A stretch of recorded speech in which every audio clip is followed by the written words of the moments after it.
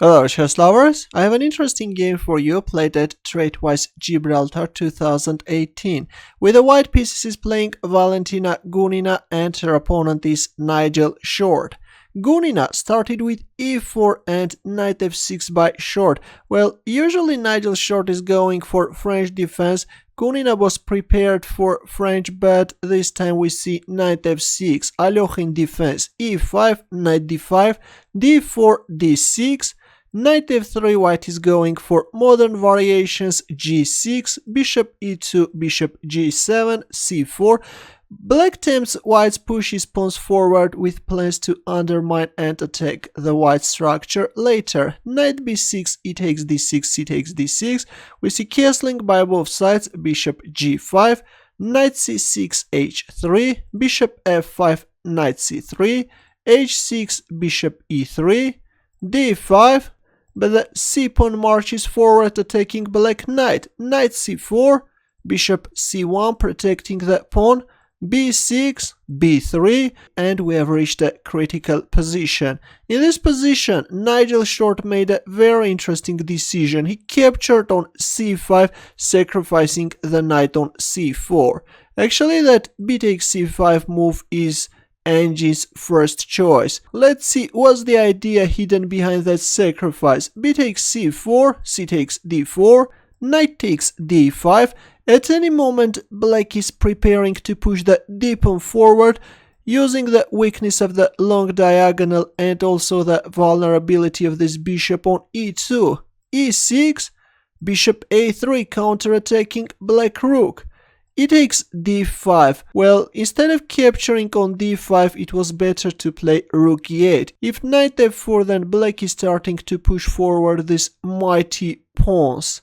If bishop takes d3, then e4, both forking the pieces, also attacking the rook. Though white has a slight advantage, but this is a very double-edged position and this is going to be a heated battle. But instead, after bishop a3, we see e takes d5, and now white is starting to gain a slight advantage. Bishop takes f8, king takes f8, c takes d5, queen takes d5.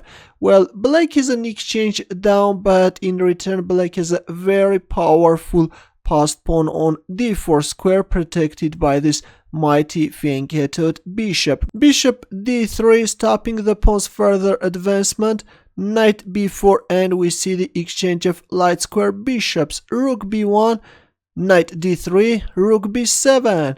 With this beautiful rook maneuver, the rook is penetrating the 7th rank. But can the single rook create any problems for black? King g8, queen b1. Pinning the knight, but black is playing queen d5. Now in case you capture on d3, black will recapture on b7. That's why we see rook b5, queen c4, rook d1. White pieces are just chasing this queen and the knight, and it was in here that Nigel short made a fatal mistake, knight f4. Well, a6 could have been better. If rook b8 check, then black can exchange the rooks and play king h7, queen b3. Of course, white has an advantage, but black could have prolonged the game.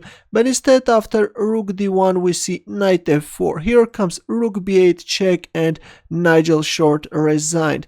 The thing is that if rook takes b8, then after queen takes b8, white is forking the king and the knight, and it's over. White is winning.